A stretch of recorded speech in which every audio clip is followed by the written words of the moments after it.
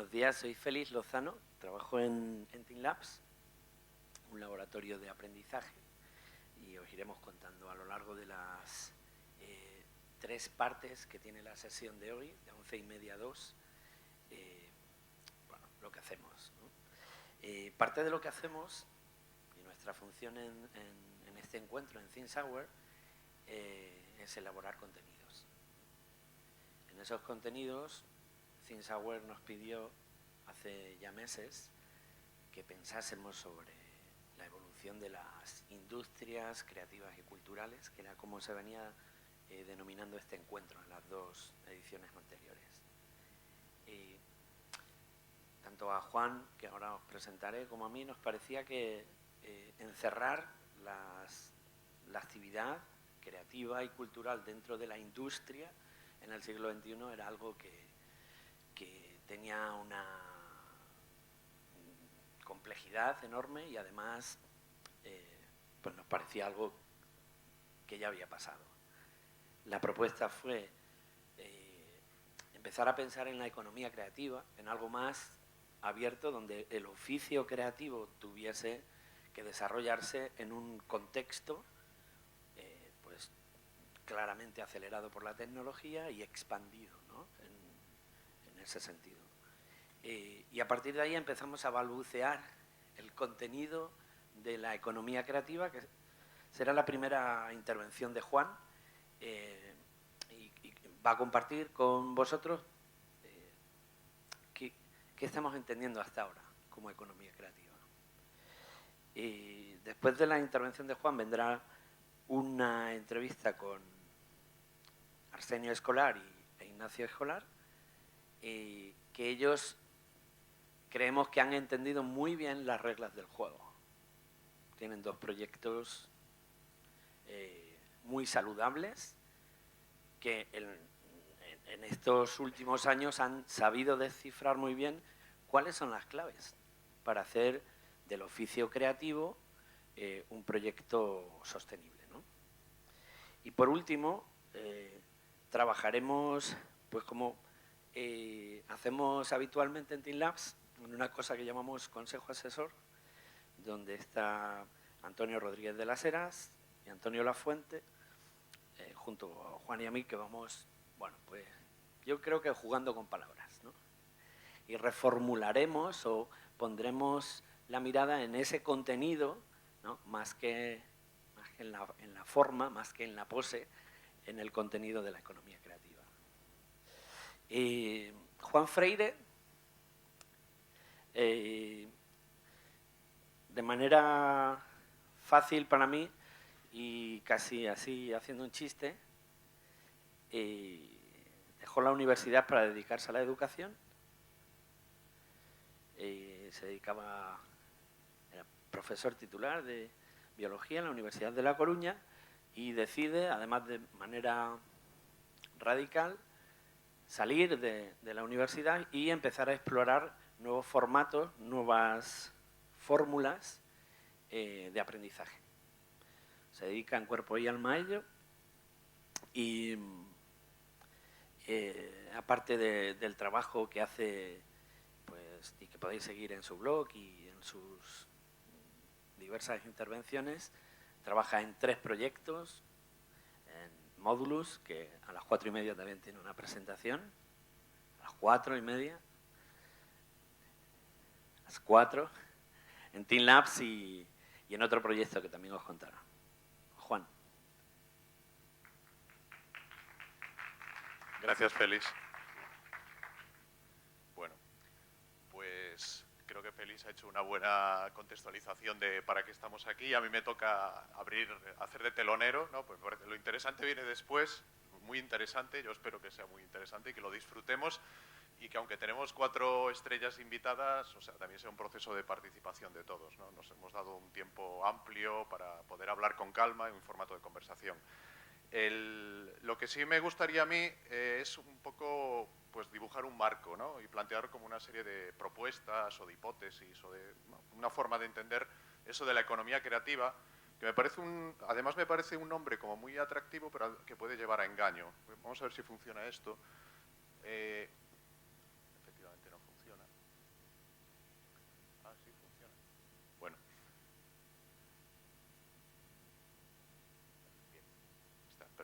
no se ve muy bien, hay fotos ahí al fondo que no vais a ver, pero tampoco es relevante.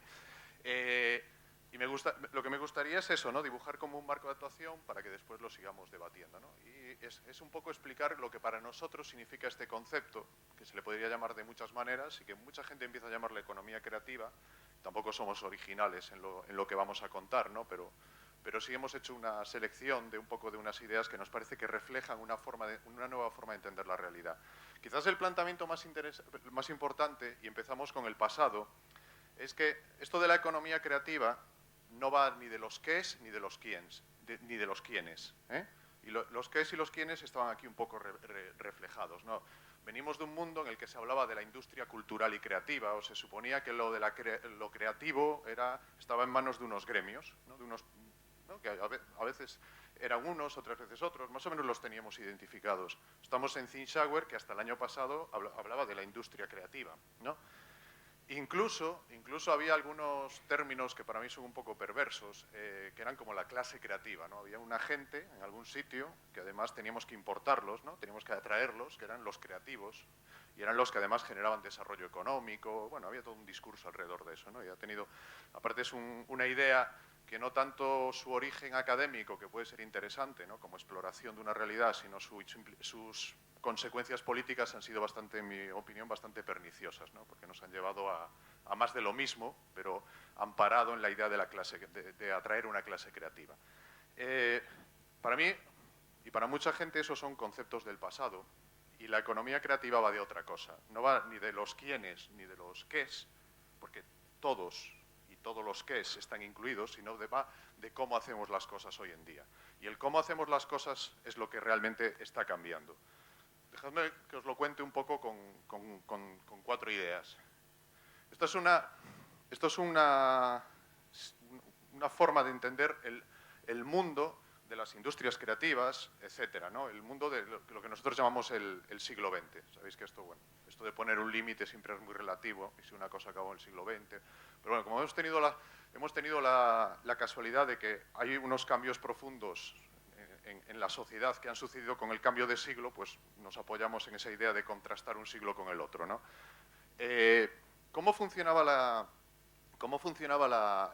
economía en la economía tradicional, la economía del siglo XX, que sigue siendo la economía más importante según ciertos criterios? Pues básicamente creo que ahí se reflejan como 2 características, ¿no?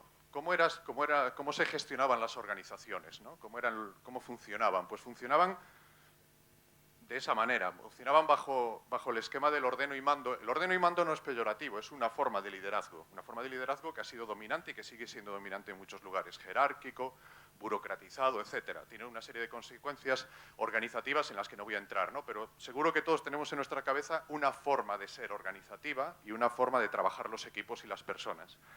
Y la otra parte es que era una economía de masas. O sea, el siglo XX, yo creo que una palabra que la define muy bien es la masa, el consumo de masas, medios de masas, o sea, éramos masas. ¿Qué es una masa? Una masa es un colectivo, o sea, muchas unidades. Si es una masa de personas, somos muchas personas, pero tiene otra característica. En una masa todos somos iguales, somos parte de la masa, no hay diferencias entre nosotros, ¿eh? Y de ahí vienen cosas como la economía de escala, o sea, se trata de hacer lo mismo, de hacerlo muy bien, hacerlo cada vez de forma más eficiente, y vender mucho de lo mismo, que todos veamos el mismo programa, leamos los mismos periódicos, etcétera, etcétera, ¿no? Eso tiene toda una serie de consecuencias, ¿no? Es el mundo de la publicidad clásica y todo el mundo que hemos vivido durante bastante tiempo, y que realmente refleja muy poco la realidad actual. Ahora, no todos leemos lo mismo, todos leemos diferente, todos vemos diferente, todos opinamos diferente. O sea, estamos en el mundo de la diversidad.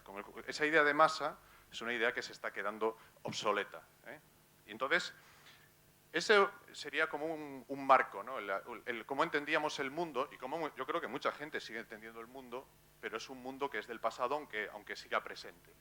Contra ese mundo, que un poco provocativamente lo dibujaba en gris, está el mundo de los que queremos dibujar, ¿no? El mundo de los colores, de la diversidad.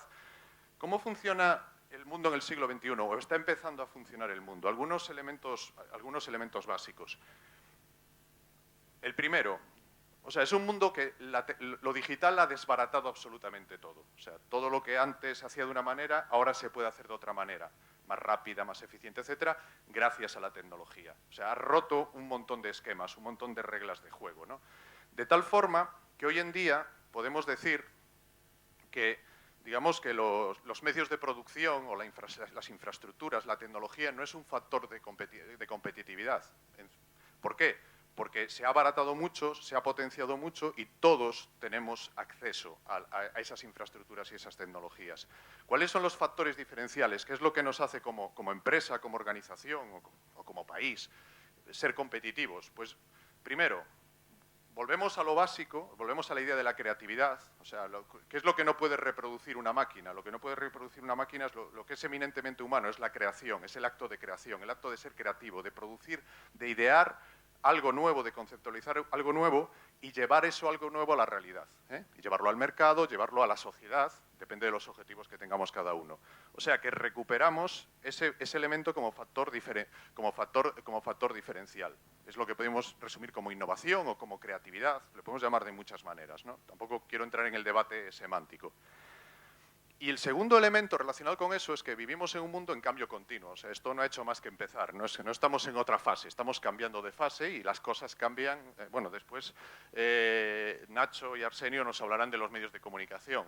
Miremos atrás y veamos cuántas veces han cambiado los medios de comunicación, o sea, todo lo que ha pasado en los últimos años, ¿no? Y lo que nos queda por ver, ¿no? Lo que nos queda por ver de cómo serán en el futuro. La idea de transformación continua y de incertidumbre, la idea de que no sabemos cómo va a ser el futuro, no tenemos un plan para el futuro porque no lo podemos predecir y por lo tanto tenemos que tener una capacidad de adaptación continua, ¿no? Transformación, cambio, resiliencia, todas esas palabras que ahora nos suenan mucho. Con lo cual, las claves de nuestra ventaja competitiva hoy en día son la creatividad y la innovación y son la capacidad de cambio. Y, por supuesto, un uso inteligente de la tecnología, que dependiendo del sector, pero en general no pasa por tener muchos recursos para poder comprar la mejor tecnología, sino saber utilizarla inteligentemente. El segundo factor, que yo creo que está muy relacionado con el primero, es que vamos a un modelo, ahí aparece una forma de sintetizarlo, ¿no? Antes vivíamos en un mundo en el que había algunos grandes y había bastantes pequeños que trabajábamos para los grandes, ¿no? Y era una relación jerárquica. O sea, las jerarquías no solo eran dentro de las organizaciones, también eran jerarquías en la sociedad.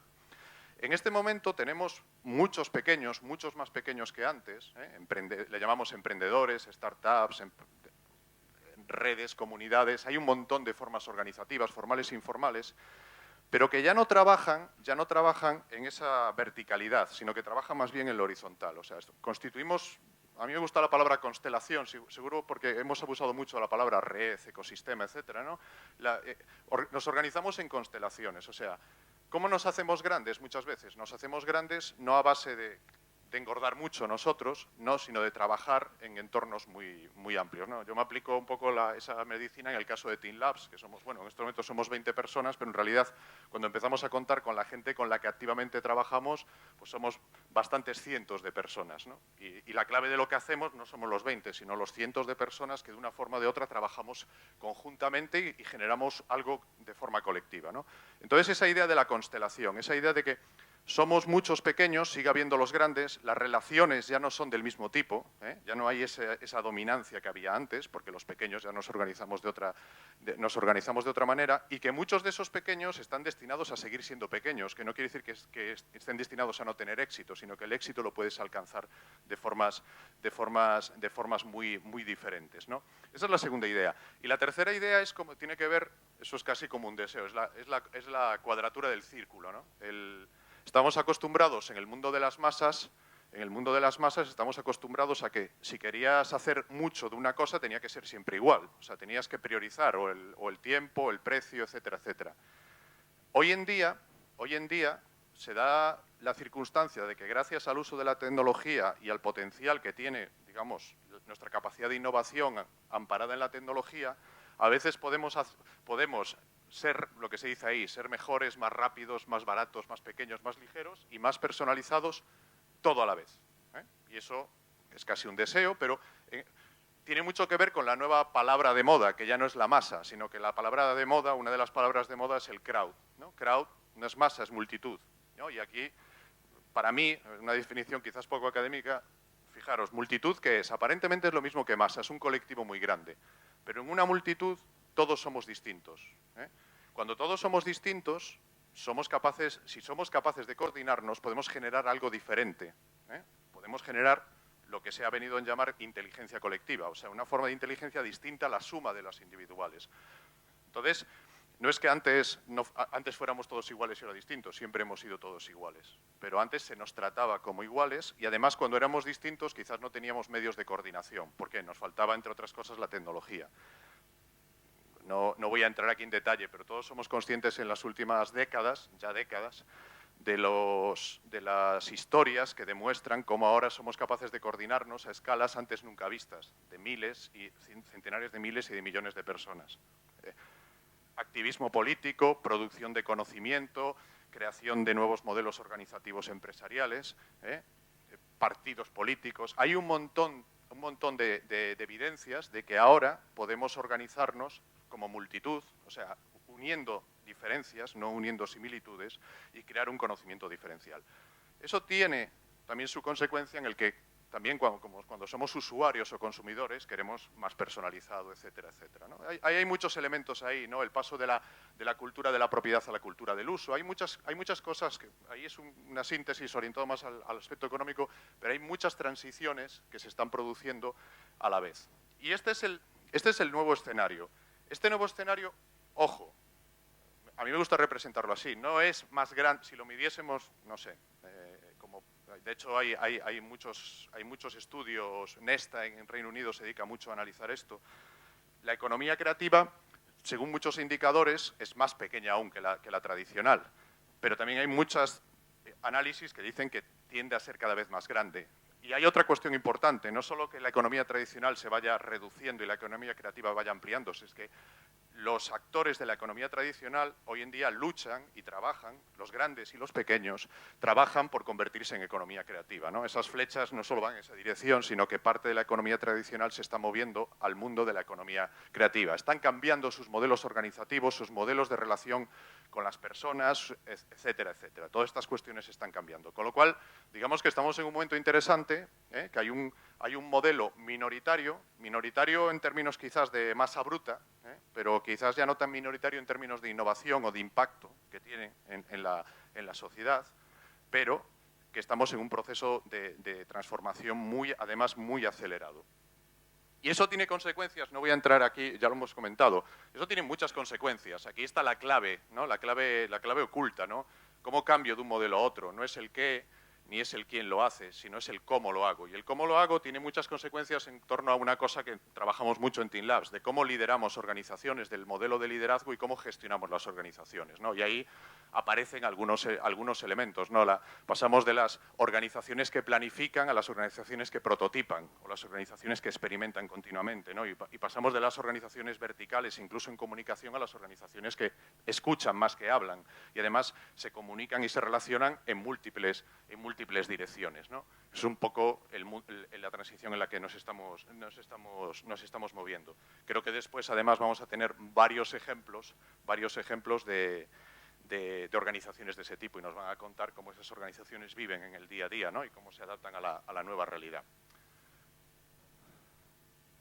En este nuevo modelo de economía creativa, valga la redundancia, y con esto ya casi una de las ideas finales que quería transmitiros, la creatividad es la esencia del proceso. Y la creatividad es algo mucho más grande, más potente y más profundo que la creatividad en el sentido clásico a la que estábamos acostumbrados a escuchar hace unos años, ¿no?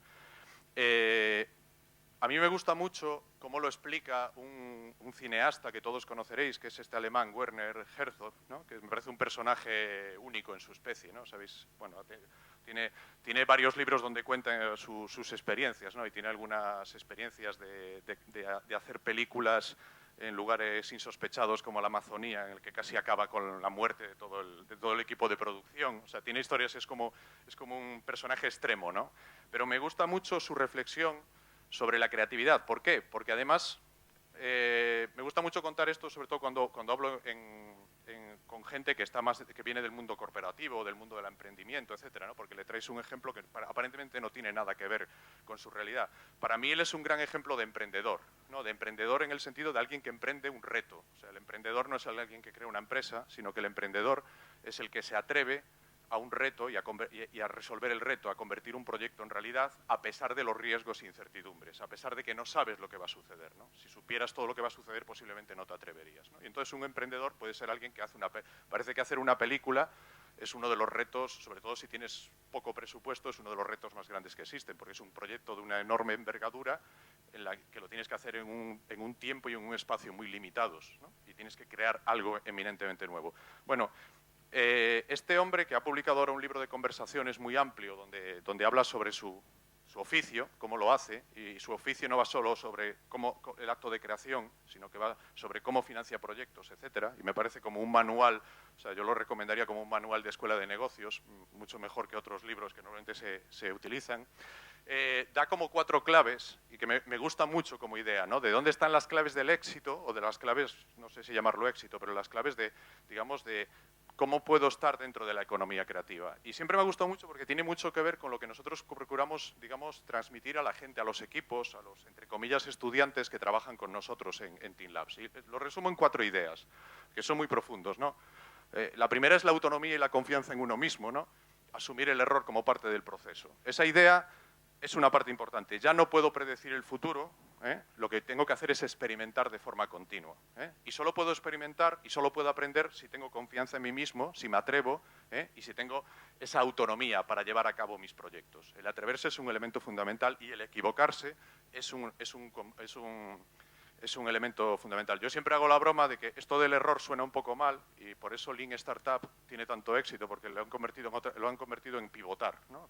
Ahora todo el mundo de los negocios está lleno de esa palabra, pivotar. Pivotar en realidad es cuando te equivocas, sigue otro camino. Bueno, es lo mismo, pero es una palabra como más políticamente correcta o más amable.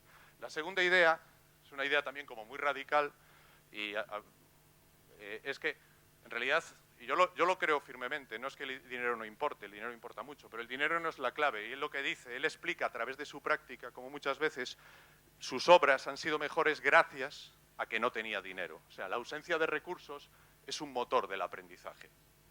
Y esto lo puedes llevar al mundo de la empresa cuando te explican que tienes que prototipar. Y prototipar es el arte de validar una idea, de experimentar una idea con pocos recursos, con lo que tienes a tu alrededor y de manera rápida, ¿no? Entonces, esto es un mensaje muy importante porque hay aún una forma de pensar en el que el dinero es la clave. Si tengo dinero podría hacer cosas maravillosas, si no tengo dinero no las voy a poder hacer y muchas veces eso es una excusa. Y es verdad que obviamente el dinero importa, pero muchas veces, incluso en ciertas fases del proceso creativo, podríamos decir, creo que ahora no están aquí los inversores, sino mejor no decirlo, que es mejor no tener dinero o tener recursos escasos, ¿no? Y el mundo está ahora lleno de ejemplos de cómo con pocos recursos hay gente que está haciendo cosas maravillosas. El tercero, la tercera me parece que es una idea importante, porque vivimos en un mundo de la aceleración continua, ¿no? Y esta es una llamada de atención de que hay procesos que no se pueden acelerar, ¿no? Fijaros lo que dice, la maestría necesita de pasión, esfuerzo, él dice obsesivo, y él es un obsesivo, no sé si todos tenemos que llegar a ser obsesivos, y tiempo.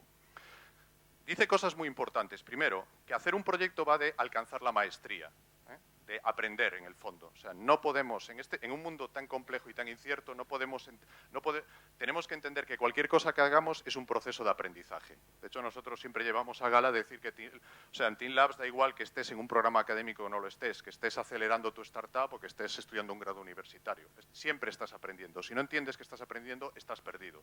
Porque solo aprendiendo te vas a adaptar a los cambios. Entonces, aprender te lleva a la maestría, te va a hacer las cosas realmente bien, y solo puedes alcanzar esa maestría si te apasionas con lo que haces, o sea, si te metes en proyectos que realmente te apasionan. Yo creo que vamos después a escuchar a 4 apasionados de los proyectos con los que viven, pero la pasión no llega, después viene el trabajo, y el trabajo requiere tiempo, ¿no? Entonces esa parte de que, ojo, el esfuerzo está ahí, el esfuerzo y el tiempo necesario son otras claves, ¿no?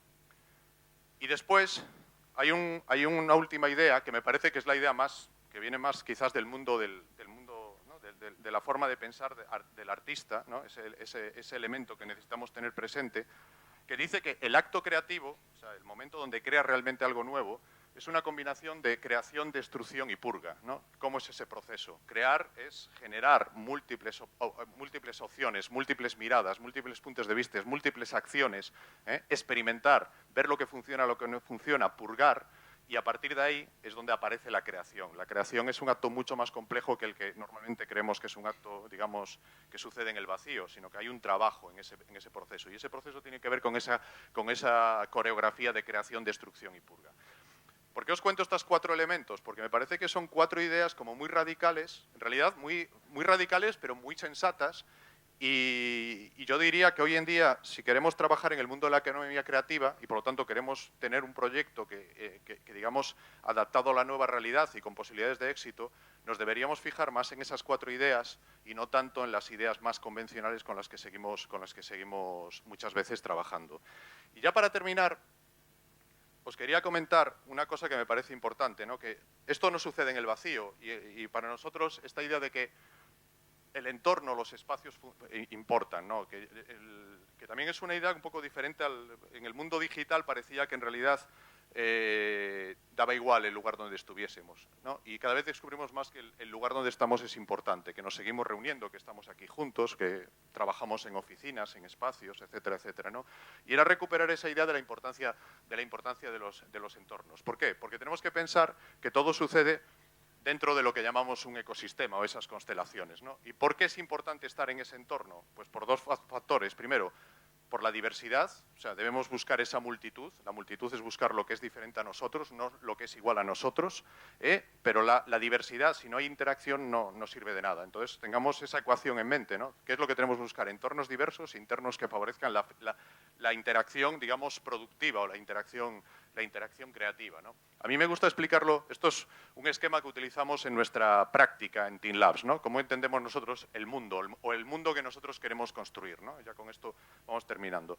Es la idea de que nosotros entendemos que una persona, dejando un poco que os lo introduzca, nosotros siempre decimos, tú formas un equipo y tu equipo es tu entorno de aprendizaje. Y no aprendes de un profesor, sino que aprendes de tus pares. O sea, creemos firmemente en la idea del aprendizaje peer-to-peer, que el aprendizaje hoy en día sucede fundamentalmente de manera horizontal.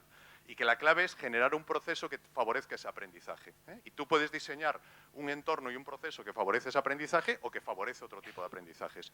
Y a nosotros nos gusta ver el mundo como una cebolla que en realidad vivimos en varias capas, en varios entornos. El entorno de tu equipo de trabajo, el entorno del espacio en el que trabajas, porque nosotros normalmente estamos en espacios de coworking, etcétera, no estamos en espacios propios, sino que estamos con otros, y eso es una decisión estratégica. El entorno de las múltiples comunidades en las que te mueves, que a veces son comunidades digitales, a veces son comunidades analógicas y la mayor parte de las veces son comunidades híbridas, e incluso tu ciudad o tu territorio como otro nivel, como otro entorno en el que tú te mueves. Y cada una de esas capas genera un tipo de diversidades y un tipo de oportunidades de interacción. Y entonces parte de tu estrategia tiene que pasar por construir tu proyecto interaccionando con esas capas. O sea, construir tu propia constelación, como os decía antes. ¿Y por qué? Como os lo comentaba. Porque hoy en día, primero, desarrollar un proyecto en la economía creativa va de aprender. El aprender ha dejado de ser algo que sucede en el colegio, en la universidad, etcétera. Aprender es algo que sucede sobre todo fuera de las paredes de las instituciones académicas y es una necesidad absoluta. De ahí parte de la crisis de la educación y la importancia que le damos hoy en día a la educación. Y aprendemos de nuestros pares, aprendemos de los que son diferentes a nosotros, pero igual, o sea, igual en el sentido, digamos, más bien jerárquico, ¿no? Pero que son todos diferentes y esa es la gran oportunidad de aprendizaje. Y lo segundo, porque esto va cada vez más de colaboración y no de competencia. O sea, curiosamente, la ventaja competitiva no es la competencia, sino que la ventaja competitiva hoy en día es la colaboración. La colaboración no solo es una actitud ética ante la sociedad, que lo es y que es muy importante, sino que es una actitud pragmática, estratégica, de cómo desarrollar un proyecto, ¿no? Cómo desarrollar un proyecto pasa por ser la capacidad de colaborar de forma inteligente, de colaborar para poder aportar mayor valor. Solo puedes generar eso, conseguir eso, si digamos, tu modelo de organización y tu modelo de actitud es el adecuado y si vives y trabajas en el entorno adecuado. Me están diciendo que acabemos y entonces lo voy a dejar aquí. Había una última cosa que seguro que después podemos comentarla. Muchas gracias.